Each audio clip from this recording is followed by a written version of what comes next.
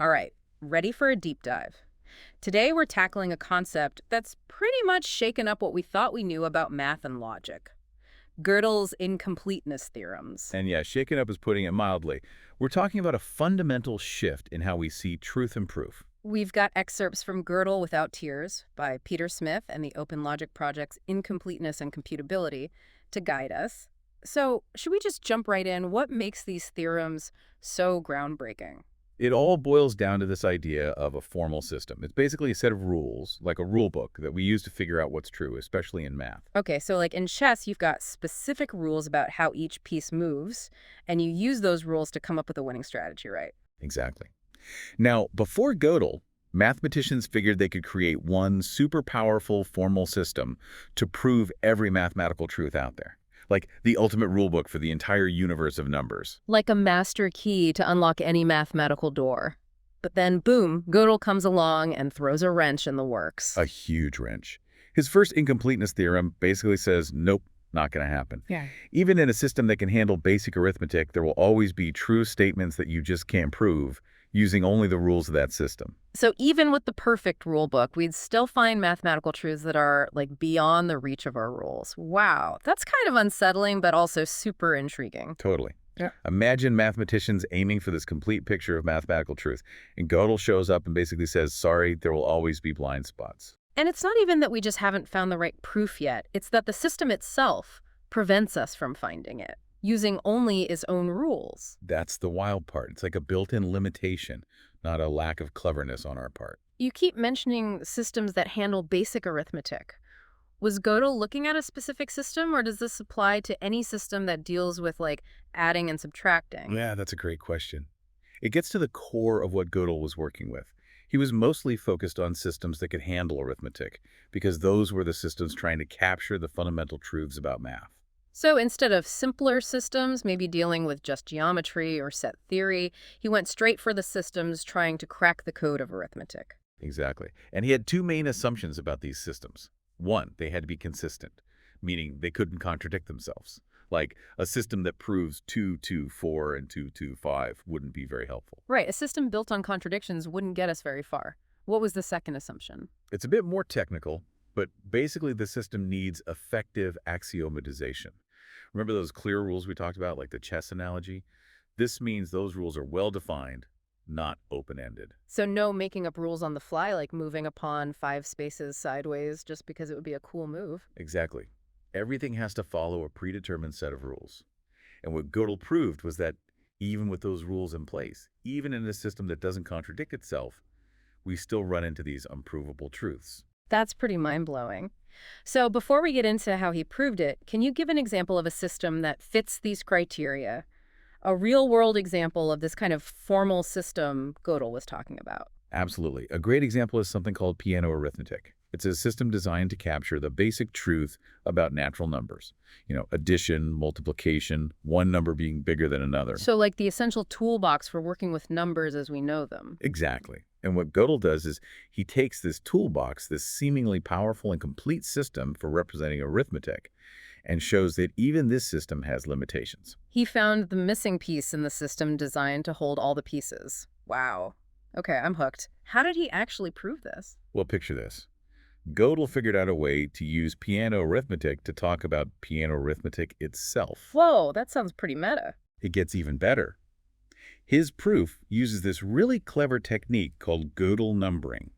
It's like giving each statement within the system, each equation or rule, a special code, a number. So every equation, every logical statement, it all gets its own unique numerical code. Exactly. Like, think of a library catalog. Each book, no matter how complex it is, gets its own unique number. Gödel numbering does the same thing for mathematical statements. Okay, I see how that could be useful for organizing things, but how does that help us find those unprovable truths? That's where things get really interesting. By turning statements into numbers, Gödel could then create statements about those numbers, which were actually statements about statements. It's like writing a sentence that describes itself. So it's self-referential. Wouldn't that lead to those logical paradoxes we all learned about, like this statement is false? You're right to think that. But Gödel found a clever way around it. He creates a very specific statement that essentially says, this statement cannot be proven within the system. It's self-referential, but in a way that doesn't break the rules of logic. Okay, my brain is trying to keep up. Can you walk me through how that works? Imagine a list of all the possible statements in piano arithmetic, each with its Gödel number. Now, some of these are provable within the system, some aren't. What Gödel did was create a statement that could look at this whole list and tell you if it itself was on the provable list or not. So the statement can actually analyze whether it's provable or not. In a way, yeah. But remember, it's doing this through its Gödel number by turning the whole idea of proof into an arithmetic problem. It's a really ingenious trick. That's so clever, but hold on. How do we know this statement, this self-referential one, is actually true? If you can't prove it within the system, how can we be sure it's not just nonsense? Let's think about that. If the statement were false, it would mean it could be proven within the system. But if it could be proven, and it's claiming it can't be proven, that would mean the system has a contradiction, right? And one of our assumptions is that the system is consistent. Oh, I see. So for the system to stay consistent, for it to make sense, the statement has to be true even if we can't directly prove it. Exactly. It's like the statement highlights a blind spot in the system, a truth that's out there, but the system's own rules can't quite grasp. Like the system trying to see its own reflection but not quite being able to? Exactly. Which leads us to another really interesting question. If a system as powerful as piano arithmetic has these limitations, are there any systems that can capture all mathematical truth?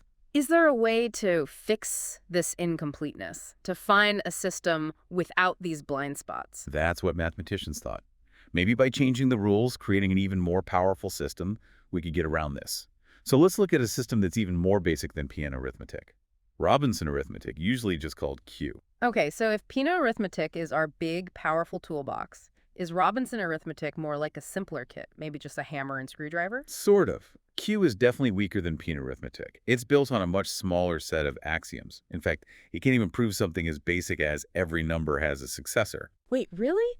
That seems pretty fundamental when we're talking about numbers. If we can't even be sure of that, what can we do with this simpler system? So if Q is so limited, why do we even care about it? What's the point of a system that can't even handle something as basic as successors? Well, that's where things get really interesting. See, even though it's a weaker system, Q has this amazing property. It can capture all the effectively decidable numerical properties. Okay, hold on. You're going to have to unpack that a bit. Capture properties. What does that even mean in this context? Think of it like this. An effectively decidable property is something we can figure out with a clear set of steps, like using an algorithm, like figuring out if a number is even. We've got a simple rule. If you can divide it by 2, it's even. What Q can do, even though it's limited, is express this property using its own kind of simplified language. So even with a smaller toolbox, Q can still talk about a surprisingly wide range of numerical concepts. Exactly. It's like finding out your basic hammer and screwdriver can actually build a pretty impressive bookshelf. Okay, I'm starting to get why Q is so fascinating, but you said it can capture all effectively decidable properties. How can we be sure there isn't some hidden property out there, some numerical quirk that Q just can't express? That's a really sharp question. Yeah. And it highlights why Gödel's work is so important. See, one of the things he proved is that any system strong enough to handle computation, even a simple one like Q, is going to hit that incompleteness theorem wall eventually. So even though Q seems to get around the problem by being so basic, it still runs into those limitations Gödel uncovered. Exactly. It really drives home the point that these limitations are fundamental, something inherent in these systems. It's not just about finding a better system. It's about a fundamental truth about how these systems work. Mind-blowing. So we've got piano arithmetic, our powerful but ultimately flawed system, and Q, surprisingly capable but still limited in its own way. Where do we go from here? What are the broader implications of all this? Well, this leads us right to Gödel's second incompleteness theorem. This one takes things to a whole new level. Remember how we talked about these systems needing to be consistent, meaning no contradictions? Right, that whole 224 and 225 thing can't happen. Exactly. What Gödel showed with his second incompleteness theorem is, if a system's powerful enough to deal with basic arithmetic, it can't prove that it's consistent. So it's like the system can't guarantee it won't contradict itself. That's kind of like a detective who's amazing at solving everyone else's cases, but can't quite figure out their own past. That's a great analogy. Yeah. That gets right to the heart of why this theorem is such a big deal. It's like a fundamental blind spot when it comes to the system's own reliability. And that blind spot isn't just some weird quirk. It's a consequence of the system's power. Precisely. It's as if the very ability to reason about numbers in a complex way introduces this unavoidable uncertainty. This has been an amazing journey, to say the least. We've gone from the basics of formal systems to these mind-bending theorems about their limitations. What's the takeaway for someone who's not a mathematician, someone just dipping their toes into these ideas? I'd say the biggest takeaway is that Gödel's theorems aren't just about math, they're about the nature of knowledge itself. They remind us that even our most powerful ways of thinking, the tools we use to make sense of the world, have their limits. It's kind of humbling and exciting at the same time, isn't it? It's humbling to realize there are truths out there we might never be able to prove. But it's also exciting to think about all the mysteries that are still out there waiting to be explored. Absolutely. And who knows, maybe by understanding these limitations, by really getting to know the boundaries of what we can know, will open up completely new ways of thinking and understanding the universe around us.